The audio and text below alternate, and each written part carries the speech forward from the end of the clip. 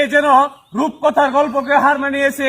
গাজীপুরে কাজী মামার পুকুরে এক যুবক ঐতিহাসিক ঘটনা ঘটিয়ে ফেলেছে।